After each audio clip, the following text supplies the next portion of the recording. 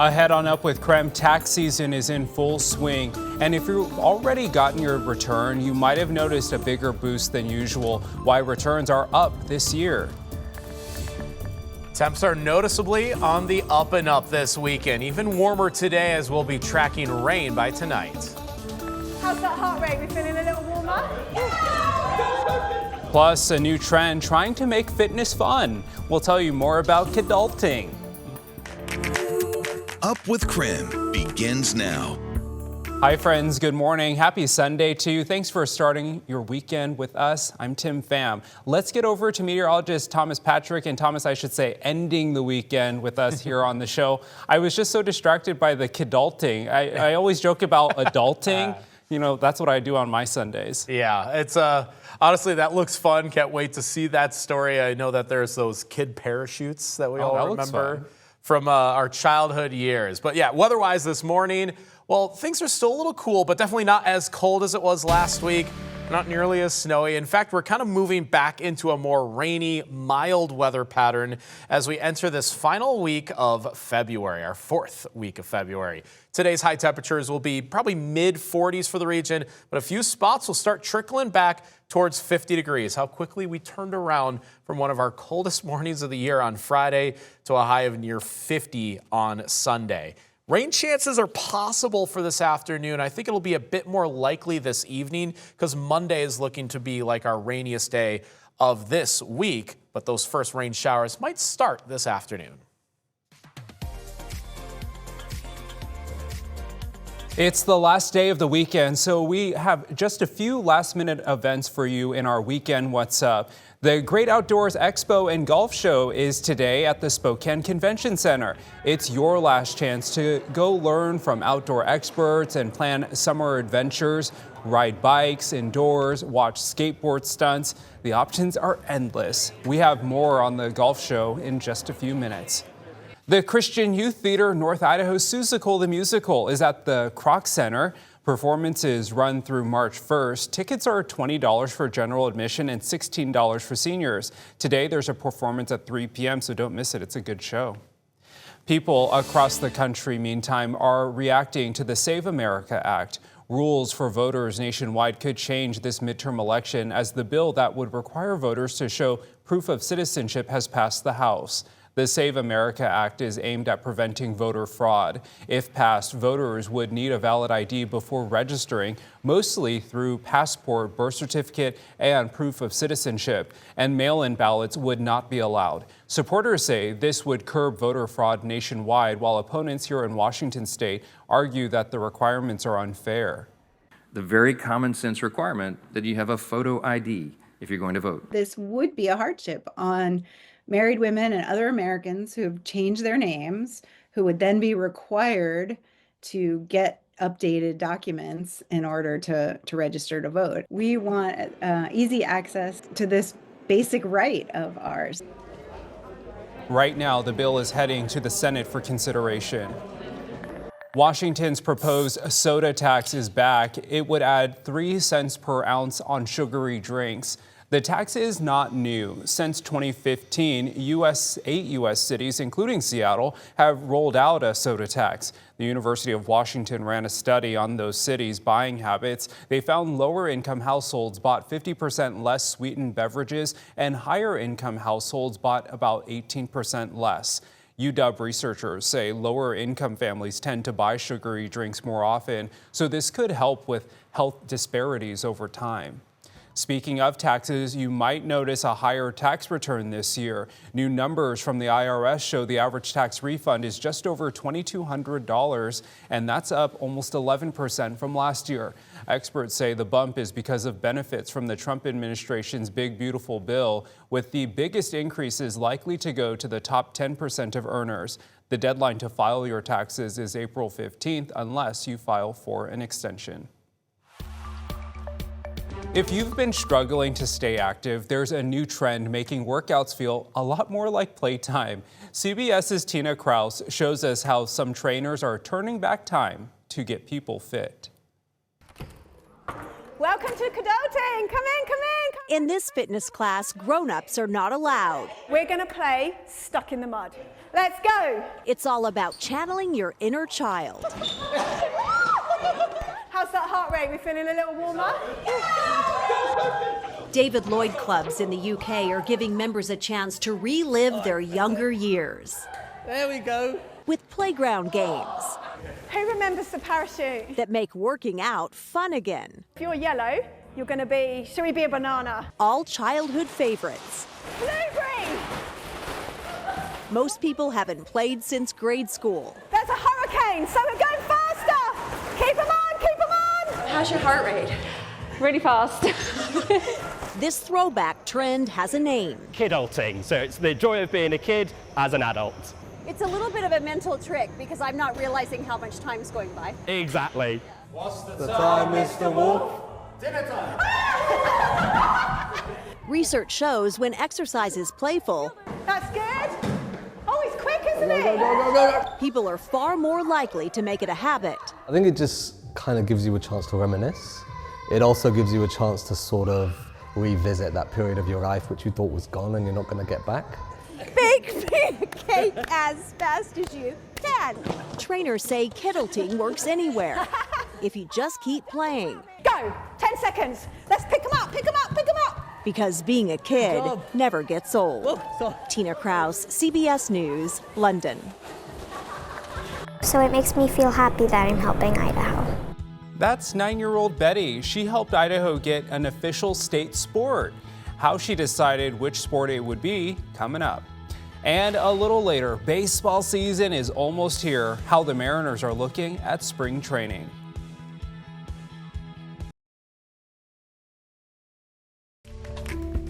Idaho has an official state bird, flower, and even vegetable, but one 9-year-old wanted to give the Gem State an official sport. Here's how her determination got her all the way to the Senate floor. Idaho's got lots of officials. The official horse is an Appaloosa. The vegetable, a potato, of course. State bird, a mountain bluebird. Idaho even has an official dinosaur. And now it's on the way to getting an official sport, hunting. Idaho, and All thanks to 9-year-old Betty. And I try to help people, so it makes me feel happy that I'm helping Idaho. It started off as an idea she got from her Idaho history book at home. Well, I heard that Idaho doesn't have a state sport. So she asked the 45 subscribers to the Grandie Gazette, the neighborhood paper she runs, what they thought. So I have a newspaper, and I ran a poll within the subscribers of the newspaper, and most of them picked archery, hunting. I feel like so many people chose hunting. If there was 100 categories, it would still win. Hunting, why hunting? Well, hunting is... Did you know that 70% of Idaho's land is public hunting area? Her dad, Neil Grandie, is proud. Oh yeah, we're really excited that she decided to take this upon herself and made it all the way here to Boise. And yeah, hunting's big. We like to do it recreationally. Everybody's gotten involved. Mom's gotten involved. Betty recently. The message made its way through the grapevine, all the way to the governor's office.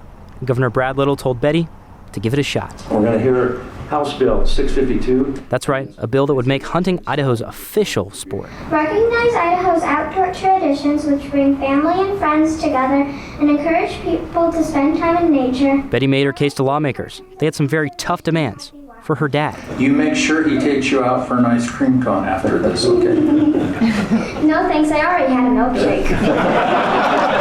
In the end, it didn't take much convincing. Mr. Chairman, I move we send House Bill 652 to the floor with a very enthusiastic do-pass recommendation. Actually, it was unanimous. Please prompt by saying aye. Aye. Opposed, nay. The ayes have it. For Betty, it's surreal. Everyone said yes. What do you think about that? Yes, isn't that exciting? Yes.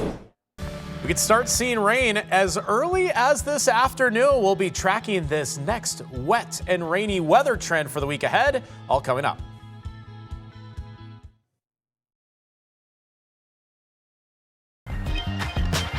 Wow, doesn't it feel like it's been a while since we talked about the Mariners? They've had some time to recover from a disappointing end to a really great season, and now they're in Arizona for spring training. Our Seattle sister station caught up with Julio Rodriguez, also known as J-Rod, ahead of the season. Expectations couldn't be higher for Julio Rodriguez after the second half he produced last year, finishing 6th in AL MVP voting. While we're used to seeing a second half turnaround from the 25-year-old star, this one may be permanent. Yeah, I just feel like last year I learned a lot of things about myself, like the player I am and like the things I like to do, the things I'm better at, the things I'm not so good at, and I feel like that, it came with like maturity a little bit, just kind of like understanding like more, like I said, about myself and within the game and all of that. He is a guy that is full of joy, and when he plays with that joy, that's when he's at his best, and that's what we're all looking forward to. It's what he does in center field for us is unbelievable. The defense that he plays out there, and then the big hits and what he does for us offensively is enormous. Rodriguez likes to have a few competitive games under his belt before he shows his best stuff. Luckily for the Mariners, he has the World Baseball Classic to use as his tune-up. We're gonna play very big and meaningful games in the beginning of March. That's definitely like ramp ups everybody. I feel like those games there's always like a lot of excitement, and that's something that you can definitely bring into the season like kind of right away. This season helped him grow and mature and develop leadership qualities he never expected. I just feel like the best way I can do that is just showing up every day. I can talk and like reach out to some of the guys, and if I see something like I'm gonna talk about it or whatever, but I feel like the way that I prefer the most, like going about it, it's like, once I get step on the field, it's like, I'm not going to play hard, and like I just expect everybody to go out there and do the same thing. Julio said some of the best time he spent this offseason was back in his home country of the Dominican Republic, helping to build a multi-million-dollar baseball complex right where he took his first swings. From Peoria, Ariel Orsuto, King 5 Sports. 1 week left of February. It's one of those funny months where the 4 weeks fit perfectly on our calendar. So looking at this last full week of February, a pretty mild week of weather. We're going to have temperatures quite comfortably in the 40s, probably mid 40s most every day. So the snow from last week is pretty much all melted, and now we're back to a rain forecast. And yeah, it's been more rainy than not through the winter time, and it feels like we're kind of settling back into what has been the norm through winter. And yes, meteorological spring starts next week, March 1st, and your Sunday planner is going to kind of resemble that. High of 47 today, chance of showers this afternoon with more rain by this evening. That should really tell the story of increasing rain chances leading into the work week. I think all the blue that you see on the map kind of undersells how mild temperatures will be today. Look at your high temperatures, 50 in St. Mary's, 55 in Lewiston, and 50 in Ritzville today. Even Spokane, 47, Pullman, 49 degrees. That is a plenty mild day, even with the cloud cover, or even with some rain that could be on the way later on for this evening. This is how it looks on our modeling here. I track a storm system which stays swirling over the Pacific, so obviously not a direct hit. However, it really molds the jet stream into a pattern and a form that's going to give us warm weather or mild conditions and pretty rainy weather, to be honest. Look at how wet it looks really through the Pacific Northwest. Feels a bit like an atmospheric river. It certainly looks the pattern for tonight, tomorrow, and Tuesday morning. It'll be about this 48-hour stretch that'll be quite rainy for our region. And again, when the jet stream is out of the southwest, it tends to bring in pretty mild conditions. It won't be anywhere near records. Records are usually close to 60 degrees for the last week of February. So not that warm, but certainly plenty rainy. So I was going to say today, but really tonight is when we get the rain, then Monday, and then Tuesday morning. The rest of the week I have some rain chances, but that will depend on any future storm systems that set up behind this bigger one that's over the Pacific Ocean. So a pretty rainy weather pattern for this upcoming week. But it's also going to be warmer than average, but only slightly. Looking at highs really in the mid-40s more often than not. Next, Washington is known for its breathtaking landscapes, and the culture runs deep in our mountain towns. We'll take you on the back roads coming up.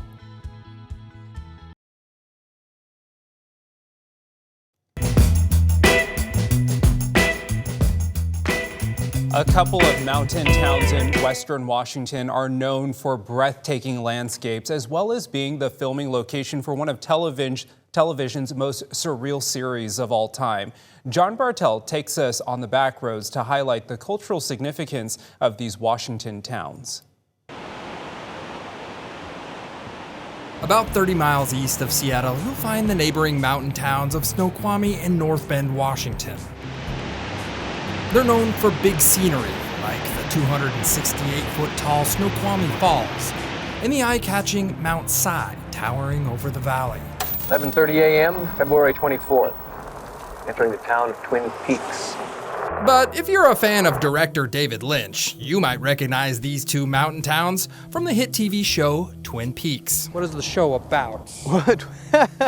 What's Twin Peaks about? Well, in a nutshell, it was kind of I'd say a surreal soap opera. The first 2 seasons, anyway. Something very, very strange in these old woods. The owl. Surreal soap opera is probably the simplest way to describe Twin Peaks. Hop on in, enjoy the ride. But if you want to know everything and a little bit more about the groundbreaking 1990 TV show, you should book a Twin Peaks tour with guide David Israel. Maybe once or twice a month, either myself or me and some friends from high school would just drive up here and drive around all day looking for filming locations. Since 2017, David has been showing fans around in character and taking them to film locations across Snoqualmie and North Bend. But that is the last remaining building from the old mill. That's the last remaining smokestack, and this right here was the Twin Peaks Sheriff Station. Twin Peaks aired on ABC from 1990 to 1991, then came back 25 years later on Showtime in 2017. Good Lord, Laura.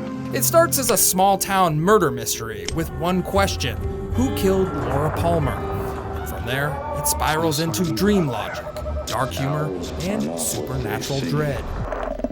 Oh, and the show is also about coffee and pie. The thing we sell the highest quantity of is for sure the cherry pie and coffee. Max Spears is co-owner of the Tweed Cafe, or the RR Cafe in the show, which is the backdrop for many scenes because of its pie and coffee. This is, excuse me, a damn fine cup of coffee.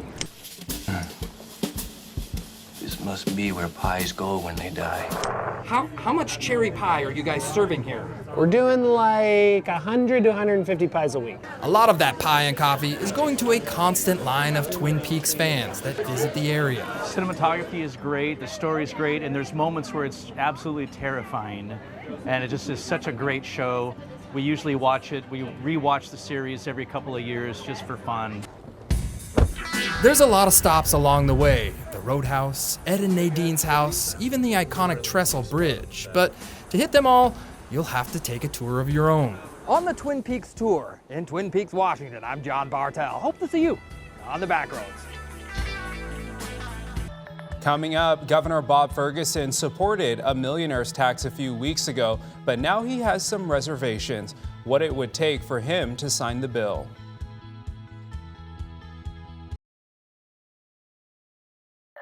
Ahead on Up with KREM, workloads tripling and vulnerable students left behind.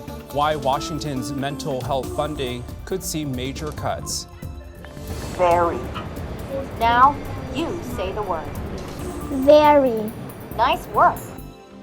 Plus, AI now helping students across the country learn to read, what teachers think about the shift. And next, the Washington legislature back in session tomorrow. A big item on the docket, the millionaire's tax. We break down what's at stake.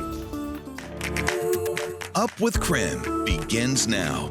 Well, good Sunday morning to you. Thanks for being here on Up with KREM. I'm Tim Pham. Let's get on over to meteorologist Thomas Patrick, helping us get ready for our Sunday, but also the week ahead. Thomas, kind of a mild weekend, and it sounds like you're tracking some rain this week. Yeah, it looks like for this week, it's going to be back to the old familiar weather pattern. Warm and rainy, and that's where we've been more often than not, which makes last week's colder and snowier weather feel more like a rarity this winter. Kind of unfortunately. But we are getting into the late stages of the winter season. Today's high temperatures will be mid-40s for most, but could push 50 degrees for some, like you see in Ritzville, Lewiston, maybe even Pullman and Moses Lake as well. As for the rain this week, there's this huge storm that's off the coast, and while that does not hit us directly, it's actually going to move more southerly. It does angle the jet stream in a way where we're going to get that warm weather pattern. Again, this would be kind of atmospheric river looking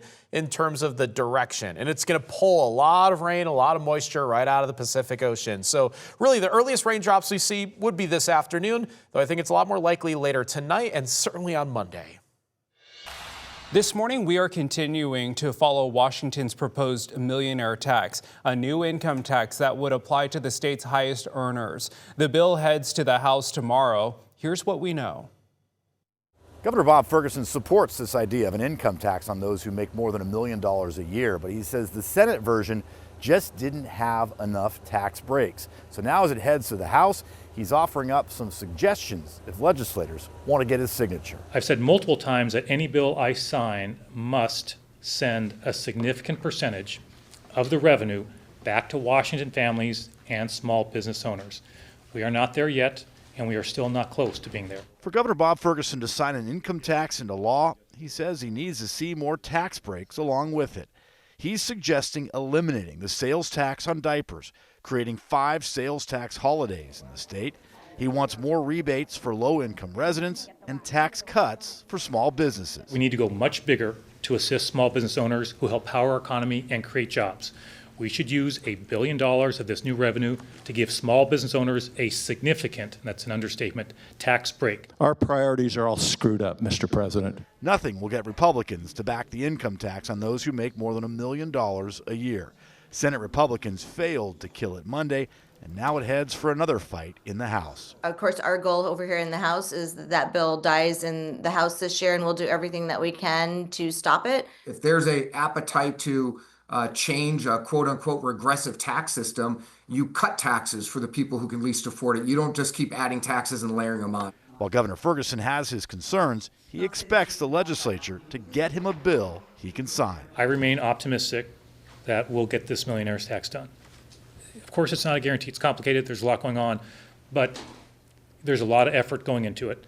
And while we may not be exactly on the same page yet on some key details, I think there's still plenty of time. The session ends on March 12th, just over 3.5 weeks away. There's a lot of concern that this income tax may eventually be expanded to impact those who make less than $1 million a year, but Governor Bob Ferguson made it clear he will not sign a bill that allows it to go below that threshold. In Olympia, Drew Mickelson, King 5 News. Meanwhile, funding cuts are looming for mental health programs in schools across Washington state. Federal grants are expiring, and it's not clear if they will be renewed, and that could mean fewer counselors. The problem is especially serious in rural school districts where access to care is limited. Some school districts say workloads could triple if they lose their clinicians and staffers. My main concern is getting that call Sunday night that we have a kid die. It happens. I've been to too many of those calls. School officials across Washington believe they will have a better idea about how deep the cuts may go by this summer. Very. Now, you say the word. Very. Nice work. Well, you just heard 8-year-old Emily and her AI reading tutor, a computer program called Amira. So this is pretty cool. Students choose a story and read it aloud while the program listens. The program can correct mistakes and give real-time feedback. It can even screen for dyslexia. Kids spend about 20 minutes a day with Amira, and teachers say they're already seeing results. At the start of the year, students were averaging 59 words per minute. Now that number has jumped to 91. While AI could be helping young readers, it seems to be hurting job hunters. Finding a new job can feel like a full-time job in itself because of just how long it can take to get hired. A lot of companies are hiring, but say it's taking them longer to fill positions. One of the reasons? Applicants are depending on AI to create resumes and cover letters. AI-generated resumes can make it harder to assess real skills. Recruiting and hiring firms say your resume should reflect you and stand out.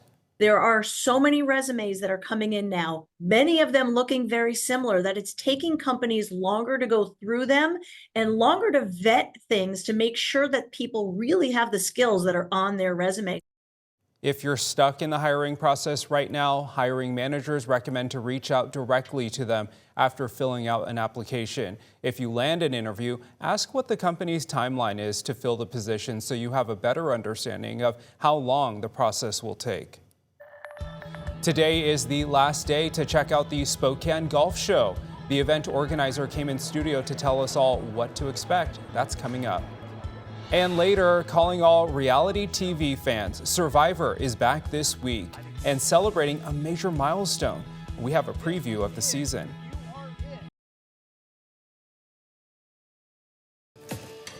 Well, get ready to tee off. The Spokane Golf Show is back this weekend, and we have Karen Upchurch with us with the Spokane Golf Show. Good morning. Thanks for being here. Good morning. Thanks for having me. So tell us about the Spokane Golf Show. I've heard of it. I've never personally been, but I know it's a great time. It's just a fun, exciting time. Everybody's anticipating the spring and the summer and what they're going to do and where they're going to golf. And so it's just kind of a kickoff to the season and excitement to get together with your friends and go down and to the convention center and find out what the new gear is, where they can travel. Okay. So it's at the Spokane Convention Center Saturday and Sunday? Yeah, Saturday 9 to 5, Sunday 10 to 4 at the convention center. So you kind of spoke a little bit about what you can expect if you go to this. There's going to be vendors. Talk more about what people can expect if they attend. There are vendors. There are probably over 30 golf courses there. There are club manufacturers there. You can hit new clubs. You can purchase new clubs. There's clothing. There's health-related types of chiropractic and other exercise types of things. And tell us about the Women's Clubhouse. That's new this year, right? Yeah, new this year. We just kind of wanted to provide a nice, safe, fun place for women to come. There's wine tasting, there's massage chairs, but it's like, I know, it's not for you. Dang it. But you can learn from women who are in the industry that can talk to you about why you should join a women's club, or how do you get your club, how do you fit clubs, why should you have clubs fit, why should you have a handicap, and it's for every level of women, and just thought it would be very cool to do and provide, because there's a lot of amazing female instructors and golf professionals in our region as well. Absolutely. And you know, it can be intimidating stepping into a new sport, right? Yeah. And so it's cool that there's a place for women to be able to ask those questions. But really, I think anyone could go to any of the vendors and they're all fabulous. Oh, definitely. So what are some of the things that people tend to get most out of this show? It just depends on what level. There's a lot for kids to do. The PGA cuts down clubs to the side. Anybody 12 and under can walk away with a free club. There are clubs for kids, like groups, athletic competitive groups. So that's for kids. There are golf courses you can go and find, and how do you play a deal? How do you get the best deal at Palouse Ridge at the golf course is the only time they will sell that. You can find travel. How do you travel to Canada? We have Canadian resorts. We've got Oregon resorts, Montana resorts. So it's just everything golf. Or lessons. You said you haven't. I know. I wanted to ask you about the lessons. Tell folks at home about the lessons. I know people here there might perk up a little bit when they hear about lessons. There's all sorts of lessons. So with all the courses, you have the Spokane County, Spokane City courses are there. They're going to be golf instructors, and wherever your closest, your favorite course, you can go, and everybody has an instruction program that would take care of you and get you involved in golf. Okay. So, one more time, give folks at home the details, how much it costs, where it's at, and when people can attend. Okay. The show is Saturday 9 to 5, Sunday 10 to 4 at Spokane Convention Center. There's a $12 admission fee to get in, and if you're 12 and under, it's free. So, and also when you purchase a ticket to the golf show, you get free admittance into the Spokane Outdoor and Bike Show is happening at the same time. Oh my goodness, so, 2 for 1. 2 for 1, yeah. All right, Karen, thanks so much for joining us. Be sure to check out the Spokane Golf Show. I'm gonna be there. I definitely need to get some lessons. We'll hook you up. Karen, thanks so much. Have you ever heard of something called hair ice? Coming up, we'll show you what it looks like and how it grows so you can keep an eye out for it on your next outdoor adventure.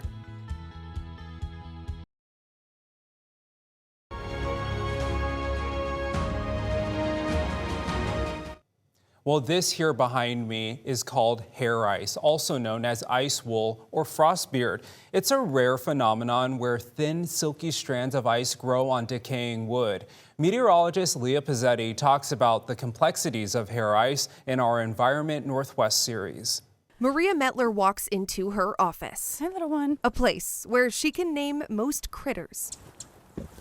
Under this canopy. Little Pacific wren. The Fisher Pond Preserve on Vashon Island, a place she's hoping to show off Mother Nature's finest. And maybe with that pond, the temperature is colder down there. She's looking for hair ice, something she sees maybe once a winter. So this is a picture of some that I found last year. The name perfectly describes the way it looks. It's extremely beautiful. It looks just like hair. But its formation is much more complicated. Maria says hair ice forms mostly between 45 to 55 degrees north latitude, which is from Portland into British Columbia, and after at least 2 to 3 days of sub-freezing temperatures, but there can't be snow. It forms on hardwoods like oak, maple, ash, or alder, but only where the inner wood is exposed. And there has to be fungus present. These conditions can lead to hair ice. As that fungus kind of respirates and goes through its life cycle in those sub-zero temperatures, it will actually push ice out of that hardwood. She shows off a place that would be perfect. You've got bark here, but you have exposed inner wood here. So this is a place where if the fungus was present, you might see some of that hair ice starting to come out. On this day, it's just a little too warm during this search. I don't think we're gonna find our hair ice, unfortunately. But these photos from Andy McClure show the hair ice he discovered here on Vashon this month. And in Redmond, Lori O'Neill took these photos near her home through various cold spells. Maria says the excitement around hair ice helps encourage people to be curious about the world around us. It's just a reminder that there's a lot of things to be discovered and a lot of things to create wonder around. 1 week left of February. It's one of those funny months where the 4 weeks fit perfectly on our calendar. So looking at this last full week of February, a pretty mild week of weather. We're going to have temperatures quite comfortably in the 40s, probably mid 40s most every day. So the snow from last week is pretty much all melted, and now we're back to a rain forecast. And yeah, it's been more rainy than not through the winter time, and it feels like we're kind of settling back into what has been the norm through winter. And yes, meteorological spring starts next week, March 1st, and your Sunday planner is going to kind of resemble that. High of 47 today, chance of showers this afternoon with more rain by this evening. That should really tell the story of increasing rain chances leading into the work week. I think all the blue that you see on the map kind of undersells how mild temperatures will be today. Look at your high temperatures, 50 in St. Mary's, 55 in Lewiston, and 50 in Ritzville today. Even Spokane, 47, Pullman, 49 degrees. That is a plenty mild day, even with the cloud cover, or even with some rain that could be on the way later on for this evening. This is how it looks on our modeling here. I track a storm system which stays swirling over the Pacific, so obviously not a direct hit. However, it really molds the jet stream into a pattern and a form that's going to give us warm weather or mild conditions and pretty rainy weather, to be honest. Look at how wet it looks really through the Pacific Northwest. Feels a bit like an atmospheric river. It certainly looks the pattern for tonight, tomorrow, and Tuesday morning. It'll be about this 48-hour stretch that'll be quite rainy for our region. And again, when the jet stream is out of the southwest, it tends to bring in pretty mild conditions. It won't be anywhere near records. Records are usually close to 60 degrees for the last week of February. So not that warm, but certainly plenty rainy. So I was going to say today, but really tonight is when we get the rain, then Monday, and then Tuesday morning. The rest of the week I have some rain chances, but that will depend on any future storm systems that set up behind this bigger one that's over the Pacific Ocean. So a pretty rainy weather pattern for this upcoming week. But it's also going to be warmer than average, but only slightly. Looking at highs really in the mid-40s more often than not. One of TV's longest running reality shows is back for season 50. Coming up, show creators share the secret to its longevity.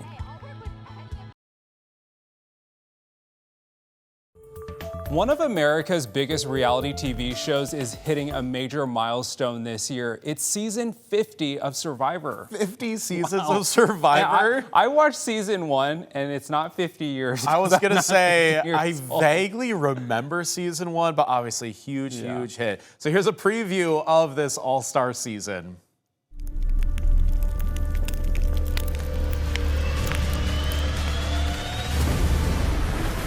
I first started thinking about Survivor 50 about a year and a half ago. The very first thought I had was celebration. Let's go! Of this tapestry of humanity, all our eras, our different types of gameplay, the different personalities involved. Some of these people weren't even born when I played last. I've had 2 decades to work on how to play this game. Survivor completely changed my life, and I can't believe I have the opportunity one more time to come out here and give it hell. And when you have a returning player season, you also have to factor in past relationships. Ozzy, that's the line in the sand, man, and if you betray me, you're out. Will we be men enough to let the past be the past? Honestly, coming in as the new kid on the block here, yeah, let's go! Woo! I'm pretty much like, hey, I'll work with any of you guys if you want to work with me. I feel like I can't be too picky. I think we got it right with who we put on the show, and I think we got it right with what we laid out for them. I think people are going to love 50. This is it. You are it. And the only thing we want in exchange for giving you this spot is everything. I think the key to Survivor's longevity is the format. Rely on each other while conspiring against each other. Whatever you do inside that box, the universe is enormous. I think the vibe of Survivor has an element that's similar to White Lotus, where it's like people sitting around talking, but you feel like someone's gonna die by the end of the day. I have no problem getting the blood on my hands. In fact, that's why I'm here. And the secret sauce of Survivor is our fans. And the celebration is a thank you for 25 years of loyalty. And I'm so grateful to the fans who took the time to vote. You're the 25th character out here on the island. And don't think I don't know that. The good news is they want a fun, lively, dynamic season of Survivor, and that's what you're gonna get in 50. What better way to win this game and finalize this chapter of my life than in the hands of the fans? Light your torch and get ready. So stoked for this. Crazy that it's been 50 seasons, but I remember as a kid watching this and just thinking, wow, there is so much backstabbing and strategery going on, and so many curveballs too, because if they win some immunity challenges, all of a sudden you're safe, and then it makes everything I think crazy. Obviously the host says it correctly, like you have to work together, but you have to conspire at the same time because it is a game. There's only going to be one person who wins. And whether, Survivor was your reality show of choice or not over the years, you can't deny like the cultural impact it's had on kind of like everything. Like there are knockoffs of Survivor, that's what I was gonna or say. using that as a parody for your own game in just like a different context. It's just the overarching, it's the game that makes it so exciting. They really laid the groundwork for those type of survival type of shows, you know what I mean? Because now there's a ton of different spin-offs of, Alone and Naked and Afraid, and obviously the premises are a little bit different, but reality show out in some crazy environment, which is pretty cool. It wouldn't be the show for me. If I were ever to go on a reality show, I would probably go on Amazing Race because I would want to travel. Yeah, the traveling. But it's also stressful to travel, so I don't know. Maybe I'm not meant to. People tell me I should apply for Big Brother. Oh gosh, Thomas, you I don't know if I would be any good Too much at that. gossiping on that show. I would get kind of stir crazy being stuck in a house with people. So, anyways, don't forget Survivor is this upcoming Wednesday, February 25th, right here on KREM 2. So we'll be discussing this one throughout the week. Yeah. Exciting stuff, and thanks for watching this weekend. Yeah, well, be sure to join me and Thomas and Nicole tomorrow morning right here on Up with KREM.